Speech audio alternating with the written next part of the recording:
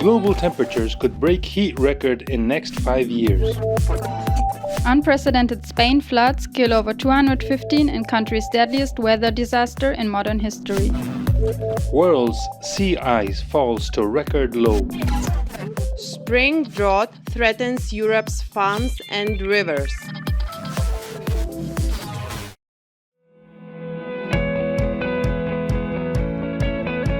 Today, we are talking about transformation, not the slow kind, but the urgent kind. The one needed to respond to something we can no longer ignore, climate change. From flooded basements to extreme heat, people are feeling the impact of a warming planet in their everyday lives. While the challenges vary from one region to another, one thing is clear: territories are on the front lines of climate change. All the headlines we have just heard are real news. Now here's the good news. Territories are also where innovation is taking root. Welcome to episode 3 of Where It All Happens, a Territories in Action podcast. My name is Maria Marquez, and I invite you once again to discover cities, regions, and places looking to innovate. In this specific case, looking into solutions to face the effects of climate change. In this episode, we'll explore how innovation, whether it's nature-based solutions or traditional ecological knowledge with new technologies, is helping communities not only to survive, but to reimagine themselves in the face of the climate crisis. If you're already part of our loyal audience, you know that in 2025, a new EU preparatory action on innovation for place-based transformation has taken flight. 200 territories are participating in it while they search for ways to use their potential to face challenges. Today, we talk about how to face the effects of climate change and become more resilient by adapting. And 2 EU territories who suffer these effects will tell us firsthand how they cope and what are their plans at the present to look for a more climate-resilient future. But to dig a bit more into the topic, we have invited today public speaker and sustainability advocate Guittemarie Johansen. She is one of the most engaged voices on climate truth, disinformation, and the future we need to imagine together. Hi, nice to have you with us. Thank you so much for having me. It's a pleasure to be here. So, what inspired you to become a digital voice for sustainability, and how has your journey evolved? My journey has evolved a lot, I think. I started out focusing only on plastic waste. I didn't grow up in a family or in a community that had a massive focus on sustainability or advocacy in general. And I actually really wanted, when I was younger, to work with fashion, which is in many ways the complete opposite of what I'm doing now because it's so focused on overconsumption. But then I learned 10-ish years ago that every piece of plastic that I've ever held in my hands still exists on this planet because it's a fossil-based material. So it doesn't just go away. It becomes smaller and smaller bits of plastic, but it's still there. It's still here somewhere. And that made me think completely differently about all the materials that I use every day. And I started a zero waste experiment where I tried for 1 month to live as low waste as possible, to not generate any trash. And that was the stepping stone into talking about resources in general. I learned a lot about our physical trash and about our more so wider emissions and impact as consumers. And overall, and a lot of time has passed, but I still use myself as a stepping stone. I'm a curious and often angry consumer that's frustrated with how our system is not built for sustainability. Our societies are not built for sustainability, and often our legislations and the way we have organized our politics protects the polluters instead of individuals. So I've started talking about, I think in 2014, 2015, I started talking about a very concrete problem, a very specific, direct problem, which was plastic waste. And today I talk about many different kinds of problems and try to give people the tools to navigate these conversations, because it's really frustrating to be an individual when we talk about sustainability and impact and not really doing anything about it. If that makes sense. So I think that's been my journey from a very specific thing to understanding the wider problems at play. Okay, so in your understanding, if we talk about territorial innovation, what does this mean when we have to respond to climate change? Well, when we have to respond to climate change, it means that, first of all, we have to be future resilient. It means that we have to think ahead, and both in terms of the way a lot of consumers today are consuming, a lot of the products that we're producing today, and a lot of the legislations that we are engaging with every single day. It's not very future secure. It's very short-sighted.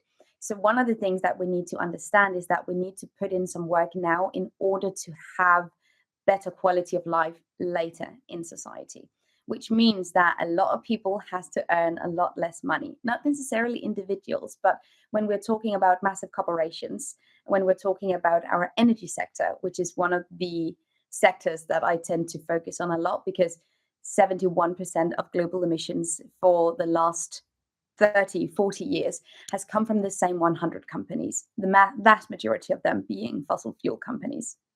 So in order to be future resilient, in order to fight climate change in the most effective way, we have to look at our energy sector and where we're prioritizing investments today, which is not as funny and easy to talk about as swapping out different products for more sustainable versions. But overall, that's where we need to go. And those are the conversations we need to have. Does it come to mind any inspiring example that is already taking place, specifically maybe in communities that are building from the bottom up?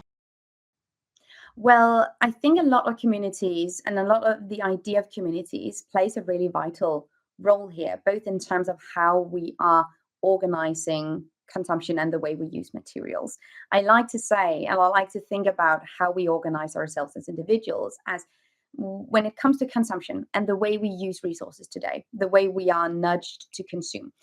It often feels like we are spoken to and about as individuals, as islands, right? As individuals that are roaming freely.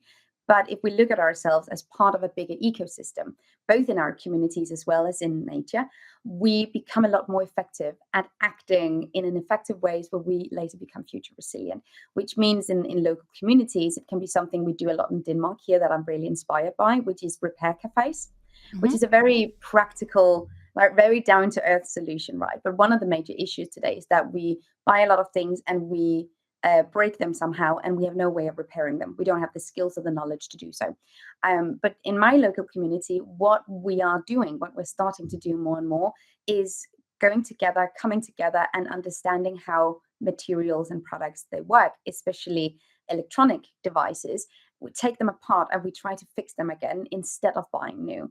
This is something that is completely consumer based. This is something that's based on individuals coming together in a community to understand how we can avoid buying new things and instead using what we already have, which is a massive part of the solution. You were talking before about big corporations, large corporations, and the actions they have to take. But I would like to take the conversation to a more institutional approach. If you had the opportunity, what would you say right now if you could speak directly to those planning the EU long-term budget? So one of the things I think is massively important is how we spend our money to create a better future. What we're doing currently is that we're still investing a lot of money in fossil fuel-based industries, which needs to stop, not only in terms of energy, but also in terms of transportation and food. When we look at the wider support that we're getting for plant-based agriculture, for instance, it's much, much smaller than the amount of support and economical support specifically that we're getting from that animal-based livestock farms are getting. And that helps shape the future. That makes cheap meat products way more available and accessible than fresh produce to people all across Europe. And that is a major problem because when we look at the impact, the CO2 emissions, the land resource use, the water resource use of animal agriculture, it's so much higher. So if we transfer a lot of those funds into plant-based agriculture, we can bring down the overall emissions of the animal agricultural industry. And that is massively important here. And that we are not so much doing. So the EU talks a lot about place-based approaches or smart specialization. How can these big strategies really be relevant to everyday citizens? Well, I think in many ways, I've been to both the Parliament and the Commission a few times, and I've been invited on trips where I, as an educator and an advocate, try to gain a better overview of what the EU is actually doing and what we're doing in terms of working together, many, many different countries. And one of the things that I keep running into when I talk to my community about this is that we don't have a very good grasp of how much we are actually deciding in the EU together. I think a lot of people have a really hard time understanding what's happening and how that impacts us, even though we are faced with the result of these decisions every single day. So there is a massive communication project that needs to be done here. There's a lot of education that needs to be done on it. And somehow it seems to be difficult to get people to understand that what happens in the EU actually impacts them every day. One last question. Yeah. What gives you hope when you look at how regions and communities are responding to a climate crisis? I think what gives me hope is the fact that we are so many people that care. And it's becoming easier and easier. Like, a lot of people are understanding at this point, which is fantastic, that the first step that we have to do is feeling comfortable talking about climate change, because our climate is changing and that is incredibly scary. But in order for us to act, we need to understand and we need to be able to talk about it. And the conversations are becoming a lot more frequent, which is really fantastic. Of course, we need to move from conversation to action, and that is where all the improvements lie. But I see that there is a much bigger understanding of what's actually happening in the world, what's actually happening to our climate. I've been giving lectures about climate change and sustainability for almost 10 years, and the level of comprehension is increasing.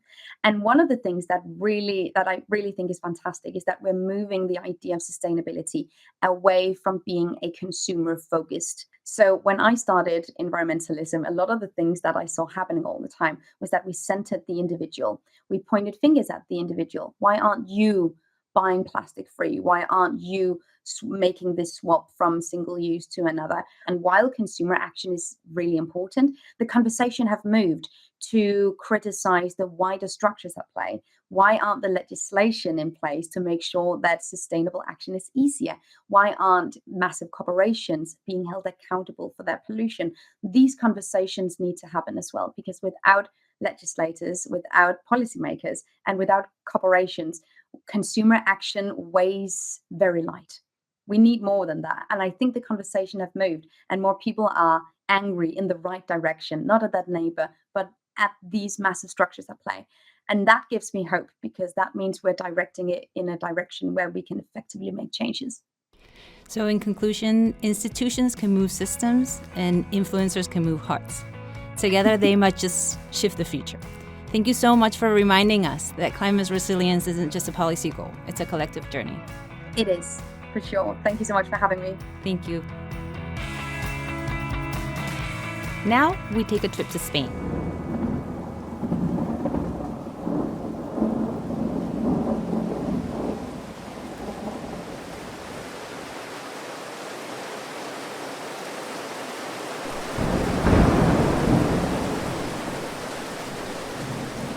In the fall of 2024, the region of Valencia found itself in the front line of climate disruption. Following the devastating floods, it has become a focal point of how regions can recover, adapt, and innovate in the face of extreme weather. Joining us today is Teresa Riesgo, Spanish Secretary General for Innovation. Hello, Teresa. Hello, good morning. The Dana event in Valencia was devastating. How did this tragedy change the way the Spanish government thinks about post-disaster recovery? It's true that the Dana event was very devastating. It was a very sad moment in Spain, particularly because of the people who were killed in the event, who was very, very sad for the whole country. In the Spanish government, what we are doing is that we are trying to do something more than just rebuilding or just recovering from the devastating areas that we had, but we plan to check which were the vulnerabilities that we had in the territory, particularly in the affected region. Also in taking into account not only infrastructures that of course are key elements, but also the housing, the living and the public spaces of the region and the villages that were affected directly by the Dana. A core part of this initiative is integrating scientific expertise across all the ministries. How is this interministerial approach being implemented in practice? All the ministries are being coordinated through this commissioner that has been appointed at the very beginning after the disaster. Particularly, there are two ministries that are having a very important role here, that are the Ministry of Living and Urban Agendas, that is a key element, and the second one, which is the Ministry of Ecological Transition and Demographic Challenge, that has been a key element. We have a network of innovative municipalities in Spain that is called Red Impulso, or Impulso Network, that are putting together their expertise in challenging situations like this one for the recovery. Mm-hmm. So you were telling us before that we're not just talking about rebuilding. So why is it not enough to rebuild? What does really a transformative recovery look like? I think it is much more complex than rebuilding. I say, of course, there is an emergency also in rebuilding, because there are people that have lost their houses, and there are children that have lost their schools, and there are many public infrastructures that have been very heavily damaged. But we think that the recovery must have also some transformations beyond that, particularly things related with the climate resilience and sustainability for the urban planning, for the future urban planning. A second thing that I want to say is that we want also that municipalities can be maybe more empowered to create solutions in this transformative recovery that is so important in this moment. Because if we think the same way as we did the things in the past, we will have, unfortunately, very similar situations in the future. So these transformations are needed, are required. And how can we transfer this knowledge that you're acquiring now to other territories? We are doing this in a very cooperative way inside the Red Impulso, inside the network of innovative municipalities in Spain. There are more than 100 cities and small villages that are belonging together to this network. There will be a lot of knowledge transferred to the whole country through this network. We are working now in working groups, in workshops, and evaluating also the ability and the feasibility of the solutions that we may propose. This public dissemination will be made by us, but also through the municipalities affected and non-affected by the DANA. So it sounds like the work done in Spain can be a leap towards a most resilient future. Teresa Riesgo, thank you so much for joining us. Thank you. Thank you for your interest. From devastation to transformation, the work done in Spain is proving that recovery can be more than a return to normal. It can be a leap towards a more resilient future. But the path to transformation is not only about reconstruction post-crisis, it's also about evolving. Precisely on this, the other day we had a very interesting conversation with Rafał Muchakowski, Chief Specialist of the Department of Regional Development and European Funds of the Mazovia region. Mazovia is Poland's largest region both economically and demographically, and it is fully immersed in the preparatory action, since this region is no stranger to the effects of climate change. At our launch event, Mr. Muchakowski told us a little bit about the challenges his region faces. One of the key climate challenge areas is water management. The Masovian voivodeship is located entirely within the Vistula River basin, the largest Polish river, and there are other rivers in the region that are also important in water management. Areas with Masovian rivers are at the risk of flooding, but at the same time, the Masovian voivodeship is characterized by water shortages and is at risk of deficit of water available for the economy in the event of rainfall shortages. Agriculture, which plays a very important role in the region economy, is particularly sensitive sector of the economy to water shortages. And in this context, how does innovation play a role in the region's response? The smart specialization of the Mazovia voivodeship in Area 3, modern business ecosystem focuses on technological solution, process and services of business and environment, institution, that have a positive impact on the interaction between business and its environment. Okay. It includes, among other, limiting the negative impact of economic activity on the environment, for example, by reducing the amount of emitted waste and pollution, managing waste and byproducts, strengthening transformation toward a circular economy, and using renewable energy sources. And how does this strategy translate into action on the ground? We organize competition to support the development of innovation in the Mazovia Voivodeship. Companies registered at conducting business in the Mazovia Voivodeship, operating on the market for no longer than 3 years, can take part in the Start with Mazovia competition, which is an excellent opportunity to present their innovative ideas and gain support for company development. Another competition is the Mazovia Startup Acceleration Program to provide comprehensive support and acceleration of startup development. One of the winners of the Start with Mazovia program is Guittemarie soil regeneration company.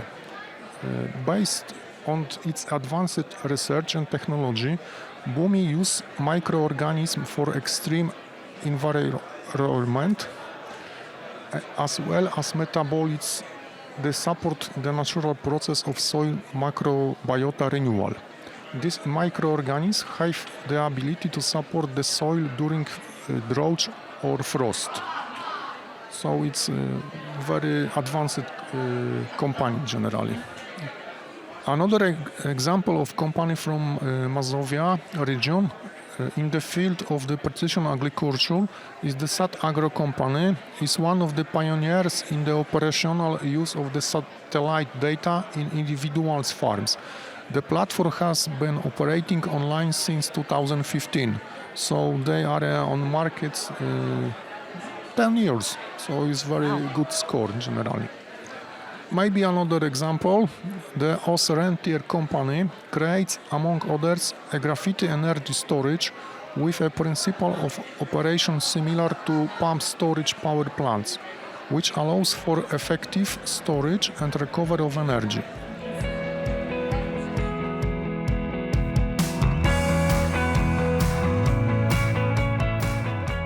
So, as we heard from Mazovia, the path to adaptation is not just about surviving. From local farms to regional strategies, innovation is helping territories turn climate risk into opportunity. Today, we have traveled to Spain and Poland to learn how institutions are putting into practice ideas for climate resilience. This is part of the work territories are doing in our preparatory action, exploring how to face climate change, each with their own innovation path. Subscribe to our podcast to continue discovering how 200 territories are exploring ways to face current challenges. Coming up next, food security. Stay tuned to next episodes of Where It All Happens.